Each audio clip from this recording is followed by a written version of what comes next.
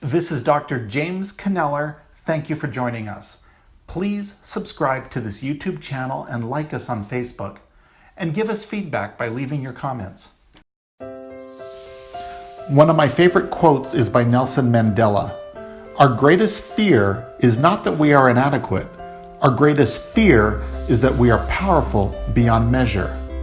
I've wondered a great deal about this power that Nelson Mandela is referring to. After all, we know there is tremendous power in our physiology. Your heart's electrical signature can be isolated from the brain waves of those around you. Your presence is changing the thoughts and experience of the people surrounding you just by you being there. We've also learned how your mind shapes the nervous system that is integral to your heart, encoding your identity, your dominant traits in the substance of your heart. We know this from cases of heart transplant, where the traits, desires, and motivations of the donor show up in the person receiving the new organ. The information contained in that heart travels with it. We also observe that we have extraordinary abilities that extend beyond ourselves. The greatest thinkers of all time, the greatest philosophers, writers, and poets have all stood in awe, and as Brian Tracy puts it, like standing on the edge of the Grand Canyon, at the great concept that your life is what your thoughts make it. Louise Hay says, it's as though everything you think and everything you speak goes out from you into the universe, shapes, events, circumstances, and conditions, and returns to you multiplied. It's almost as if the universe is listening to everything you say and everything you think and saying, oh, this is what they want. Well, let's get that for you. You may ask, how do I best interact with this universe? Can I harness the power of my physiology? How do I think and speak in ways that directs what is multiplied and returned to me? All too often, our concept of reward resembles widely held notions about Santa Claus. When I was 3 to 4 years old, there was a Christmas party. Santa was calling out the kids by name and passing out gifts. Santa lifted a large red box, and oh, how I wanted that gift. Then Santa called my name, Jimmy. I started forward. Jimmy Anderson, said Santa. What? Santa was calling a different kid. Well, it was close enough. I mean, we had the same name, we were the same age, both had brown hair. I climbed up on Santa's knee and said, I'm Jimmy Anderson. Now give me the blessing that I desire and I'm entitled to. Santa says, you're Jimmy Kneller. Now go back to your seat and wait your turn. Fortunately, the construct of Santa does not reveal how the universe responds to us. We tend to think that way, and it's wrong. There is an infinite source of all good things, and we want to receive from the infinite source. How do we best receive directly from the infinite source of all good things? This question may be best answered by a story from ancient Hebrew scripture. And this is appropriate as it dates back to the birth of civilization and was carefully recorded and passed along for us both to relay the history and to give us profound spiritual insight. I first heard the deeper meaning of this story from Reverend Ike, and we are indebted to him for this interpretation. It's the story of two brothers, Genesis 27, a younger brother Jacob and his older brother Esau. Jacob, you may recall, was later renamed Israel, for whom the present-day state of Israel is named. Jacob became someone of tremendous significance in history. It was the custom in that culture for the oldest son to receive his father's blessing. He got everything and became the patriarch of the family.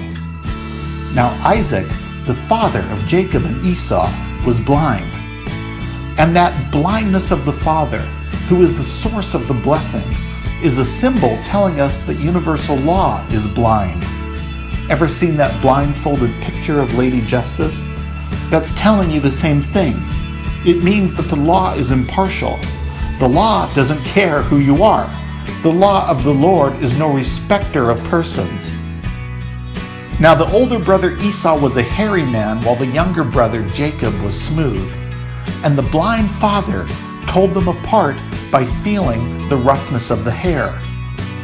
Now the mother favored the younger son, Jacob, who was not traditionally entitled to the blessing.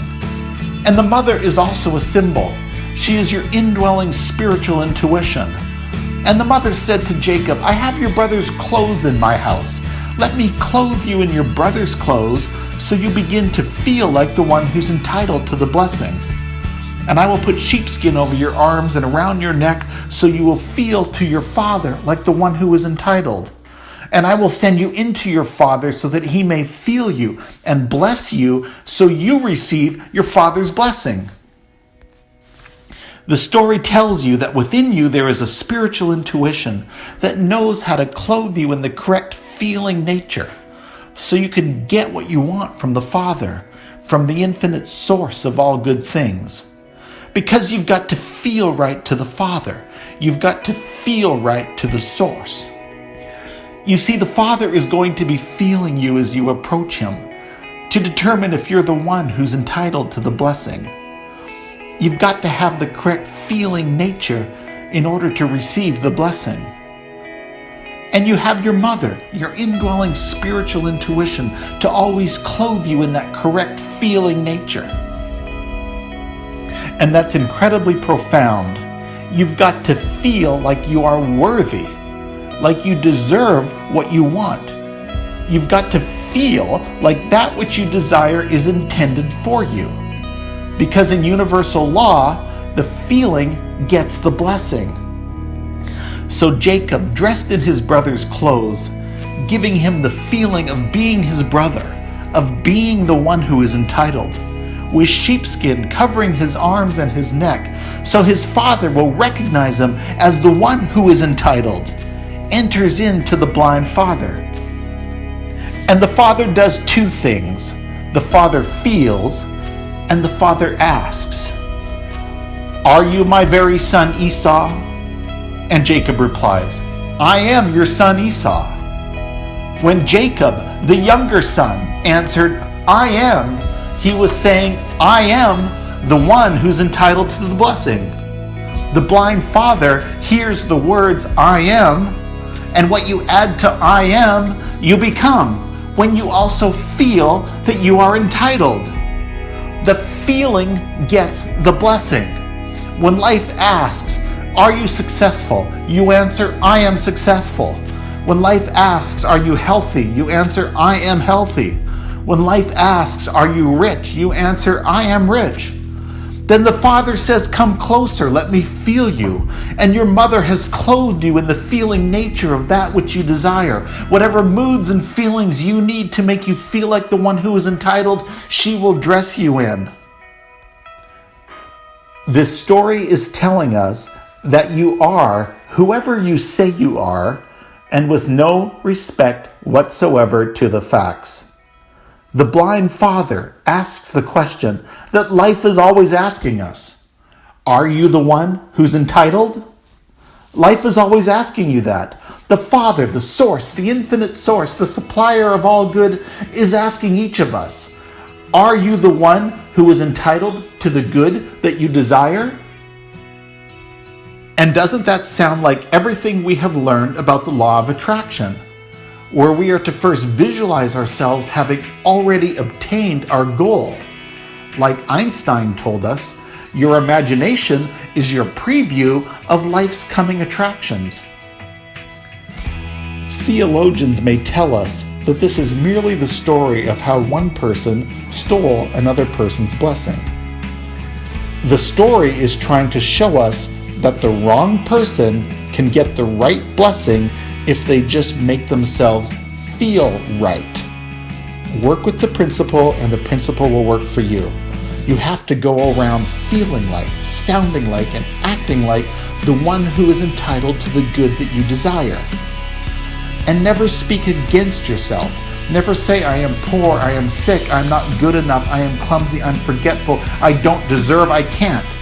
Never speak that. Feel worthy, feel deserving, feel entitled. Sound worthy, sound deserving, sound entitled. Act worthy, act deserving, act entitled. Also in the Bible, Matthew 6, Jesus said, "Seek ye first the kingdom in its righteousness, and all these things will be given to you." So we are to look within for the kingdom, and the kingdom is righteous. It operates by law. You will attract everything to you. You will attract it by law because you're in harmony with it. What is happening is that you are raising your vibrational energy to match the vibrational frequency of that which you desire, and then you draw the thing that you desire in towards yourself. One of my verbal affirmations by Florence Scovel Shinn: I am fully equipped for the divine plan of my life. I am fearless in grasping the opportunities which appear before me.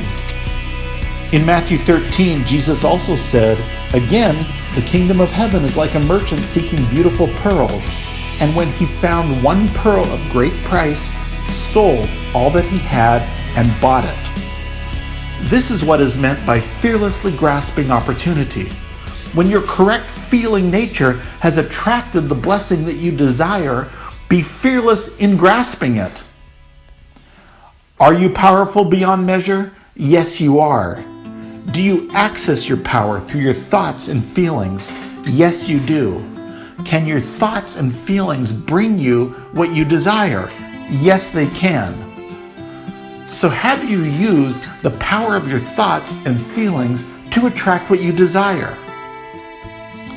First, know what it is you want. Decide. Next, strongly feel that you are worthy, you are entitled to it, and that it is coming to you. Use your imagination to experience what you desire with intense feelings like it's already yours. And it is coming to you. You are attracting it according to universal law. And when it appears, grab it. Grasp the opportunity before it moves on. Everything changes when you start to emit your own frequency rather than merely absorb the frequencies around you. Good things begin to happen when you start imprinting your intent on the universe rather than receiving a collage of imprints from all of the influences around you. And finally, let's talk about conduct. How do you behave while this tremendous abundance is coming to you and raining down on you? Jim Rohn says it so well. Be strong, but not rude. Be kind, but not weak. Be bold, but without bullying. Be thoughtful, but not lazy. Be humble, but not timid. Be proud, but not arrogant. And be humorous, but without folly.